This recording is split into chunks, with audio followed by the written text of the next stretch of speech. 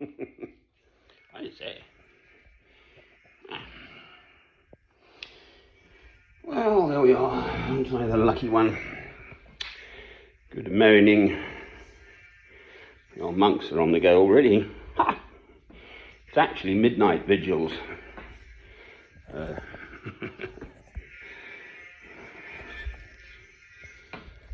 So, here we are and here we are. Oh, now, hang on. There she is. Hey, look at that. This is a full moon. Through the trees. Peeking in. Well, very nearly full. These machines are amazing. Right, now, what did I see? There she is. See if I can get a candle. And I'm sure that up there is it's a full moon, I'm sure. It's got to be. Yeah. It's hiding behind the trees. Ooh. I'll get some light on the subject. Well, Lord.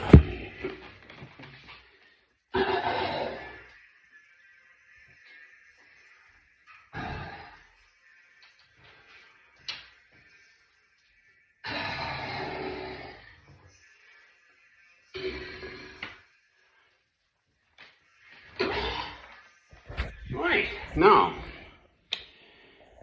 for what it's worth, my choice of subject today is a South African expression because I'm a white African born in Cape Town because my ancestor, William Ross, was a missionary who trained with Dr. David Livingstone, and I'm proud of my South African origins. Anyway, I'm a Scottish South African, not a Dutch or Afrikaans South African. Anyway, the Afrikaans expression is ja, nay. So when you need to make a decision, you say yes, no. So you say yes, I'll do it, and bang, and you think why, and so on. And then you think no, I won't do it. I'll stick with the status quo or something. So it's called a crossroads as well, I think. Well, I've sort of engendered my own crossroads by lighting that. Oh, it's a fire pit, it's not a barbecue. So the council have deemed it appropriate to come round and slap my wrist like a naughty little boy. And I'm 64 years old, and I'm afraid that doesn't work. So I must go, pretty much. And then it's a question of where to. And the main big question is, what is God's will? So if I try and do something, as I have done in the past, perfectly sort of, I felt I had to do something or other, and then if it's not God's will in time, that avenue, that door closes, and then another one opens. Well, at 64, I'm still in my full strength, spiritually, which hopefully will continue. This whole thing still just about works. My body, on the other hand, is beginning to show signs of wear and tear. Oh dear, well, I'm getting that is inevitable, but I can still get around and this and that and make a plan, as they say. So to go or not to go, that is the question. Whether 'tis no, but in the mind to suffer the slings and that one.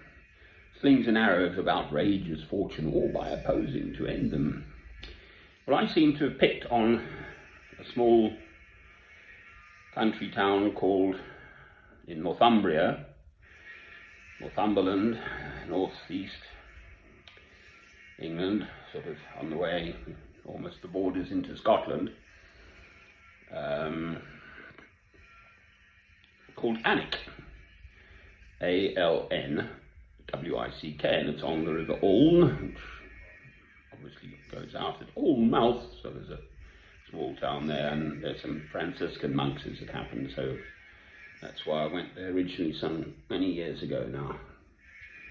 And then I used to drive through it. The A1 passes up on the way to Scotland, to Edinburgh. And there's a very good train service from King's Cross in London. I think it's sort of 4 hours-ish. And if you book ahead, you can get quite a reasonable fare. And to move home, I've looked up the government website. We're coming out of lockdown now, but if you're moving home, I believe that is a legitimate reason to stay overnight in somewhere other than your home. But there's no hurry. I mean, I thought I was ready and up for doing something real in this world at least 20 years ago. Actually, much longer than that, quite frankly. I've always felt it. I've always thought, I've kind of known there's something ticking away inside here.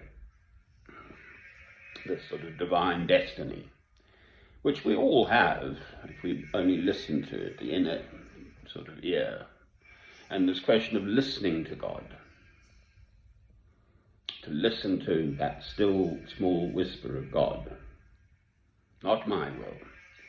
Well, I don't believe I'm being willful in recognizing my circumstances here are, I live under the council thumb, and it's not a very onerous burden. I actually telephoned the jolly old council before I lit the fires, so I let them know I might. So I brought it upon myself, quite frankly. I think I rang them on the Monday, I did it on the Wednesday of last week. Oh, Lord, because it's sitting there staring at me. So I've sort of kind of done something which has brought the matter to a focus, shall we say, which is focusing me, basically. They couldn't care less, quite frankly. They, the government employees, and there we are. Am I going to live out my days in this very nice, comfortable little flat? And the answer has to be an absolute emphatic no. So then it's merely a question of time and direction. So on the R&A front, there's a definite yes to I must be off. And then on the nay front, it's just as and when and where to. Well, I have latched on to this town. There's a castle, so there must have been wild and woolly bits. There's someone called the Venerable Bede was up there, so I think he lived in about the 800s AD. And then their revered saint, I think I'm right in the area, or there's more than one, but there's the Holy Island, Lindisfarne, the ruins of a monastery there. So it's had this sort of spiritual legacy, history, tradition behind it for centuries, more than 1,000 years. There's St. Cuthbert is another one, and then there's another one, Aidan, Aidan, I think. So he would have been a Saxon, I think. So again, in the first millennium. And it is that sort of area. You get old northeasterly winds coming down, whistling down the north end of the English Channel there, and so on. From Russia they come, or wherever. So would I be being willful? Well, that's my only real stumbling block. I do sort of believe God has led me here to this area, Hertfordshire. Initially, many years ago, in the early 70s, I first went to St Albans, the cathedral there. Cathedral and Abbey Church of St Albans. So that's going back 50 years, virtually.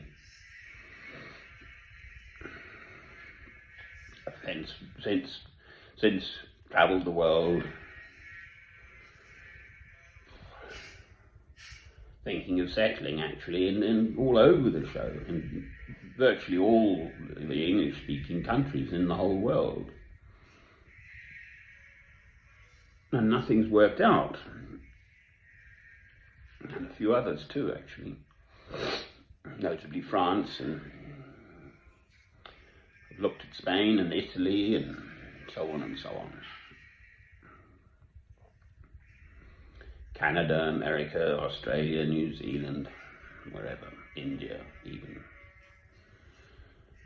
South Africa obviously has been a possibility in the past, but I've absolutely known, I've tried to go back there on more than one occasion, and my spirit just closed down.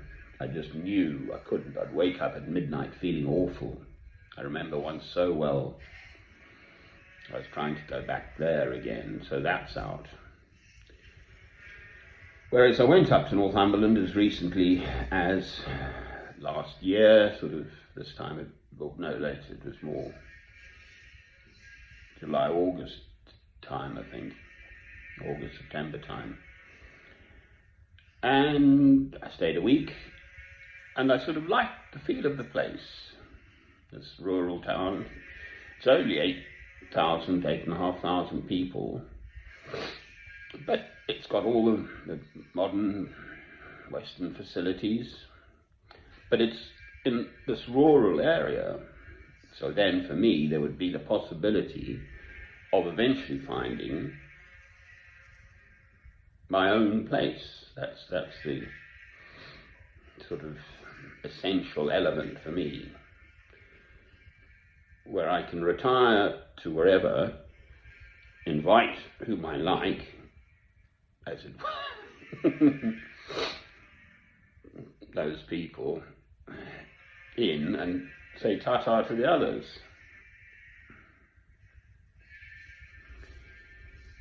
Without being told by basically complete strangers what I may or may not do. That's the nub of the problem here in a council place. So that's my position. To a large extent, quite frankly, I'm just talking to myself actually, with the pretense of reaching the whole world, which this thing does. There's some stupid little clip, an animated clip with this little boy singing, I think, from the Far East, and it's got over 8,000 million views. Oh, please. And it's absolute twaddle. Actually, it's not complete twaddle. This little boy's singing about his family, in fact. So, in fact, I suppose it's rather sweet. The message is family. He loves his mummy and daddy, I think, and his uncles and his aunties and his nieces and nephews and so on. So perhaps it's not complete twaddle. Family being very important. Right, there we are. Well, it's not the quantity that matters, it's the quality. Right, well, here I am trying to be a better Christian, and clearly I haven't succeeded yet in being a perfect Christian, knowing on that front that that is not going to happen until Christ comes again. So we're in Holy Week, coming up to Easter yet again, and I feel it, I just do. I'm hopeful my spirit will lift come next week on Sunday, Easter Sunday. I've been looking up Good Friday, and the use of the word good there is in the sense of the Bible can be called the good book. Well, it doesn't mean it's good in the sense of yummy, it's nice to eat. It's good in the sense of holy. That's the sort of ancient origin, I believe, of the word good, and also Christ was fulfilling God's will. He would have known absolutely that his destiny, his fate would be to be crucified and then gloriously to rise again, but he had to go through the physical human nailing to this cross thing. and dying on it.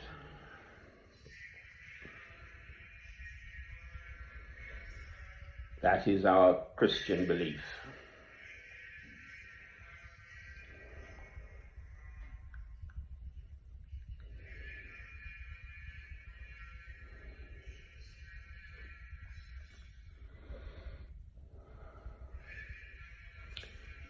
So there's no hurry. I don't think they can kick me out yet. And I've got a full 4 months of my tenancy here to run for the year, and I can't see myself spending another winter here. I've planted some beautiful roses, actually. Someone else can have the benefit one day. Hopefully someone who loves roses, they can feed them and water them and so on, if necessary. But it's not mine to do or not to do. It's that issue. People die for their faith when they're told. I found this wonderful woman, Agathia, through YouTube. She found me, actually. One of her film about her just turned up on my YouTube feed. And she's this wonderful Russian sort of peasant woman of wonderful faith, Agathia, living way off in the mountains in what's called the taiga, Taiga, so really cold in the winter, and for much of the time there she'd been on her own. Her family died and left with her goats and her cats, I think.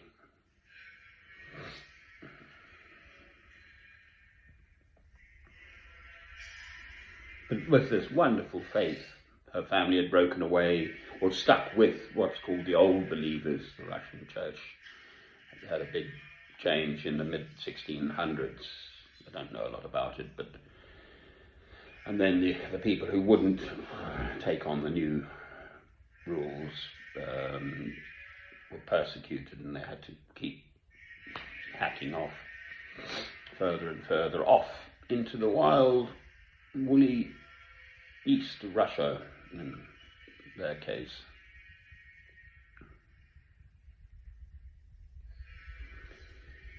We had the Pilgrim Fathers in 1620. They had left England because of religious persecution here. So it's an honourable tradition that's leaving somewhere where you won't tolerate being told. If I'm asked politely, you see, that is extraordinary. But if my neighbour had just knocked on my door and said politely, "Oh, please don't light that fire, it's so annoying because your smoke messes up comes into the house and it smells all smoky and woodsy and stuff," I would have said, "Oh, I'm so sorry, I didn't notice your windows open," which I would have done, of course, and requested politely they close them. And there were no children running around liable to burn themselves, but probably from the council perspective, that's always a possibility with a fire.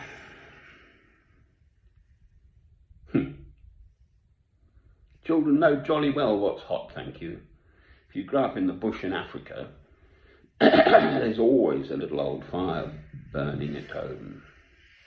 And they learn pretty soon if you crawl into that fire, you get burnt, so there.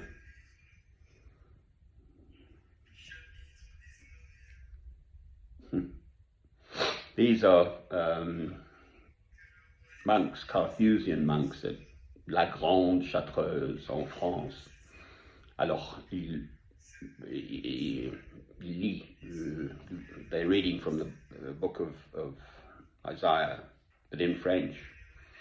And I'm rather fond of French, the language, the sound of it. I've lived in France and I speak French. Right, so that's enough of today's ramble. Love God through Christ, listen to God. If you have to make a choice in your life, and it's nothing to do with COVID, this, for me. It's completely not brought on by this COVID. It's just me living my life, trying to somehow find a place in the world where I can feel ultimately at peace. That's really what I want. I made this little film to the council people. It's only 3 minutes and 19 seconds, and at the end I said, please go away and leave me in peace. And I stomped off a bit. Oh dear. Right, enough of that. It's the best we've got in the world. This is how far we've come in the 2,000 years since Christ came.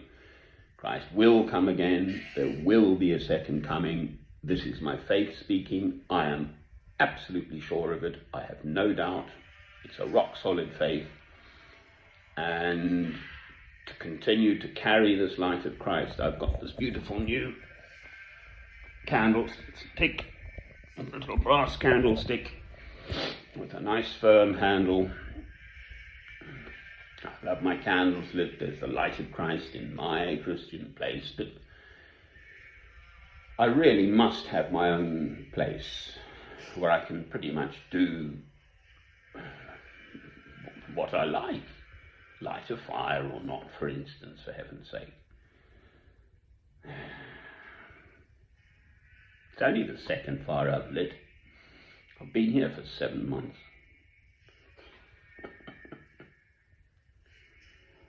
And I very carefully actually did tell my neighbours about it beforehand, and they said, oh, I'm not bothered.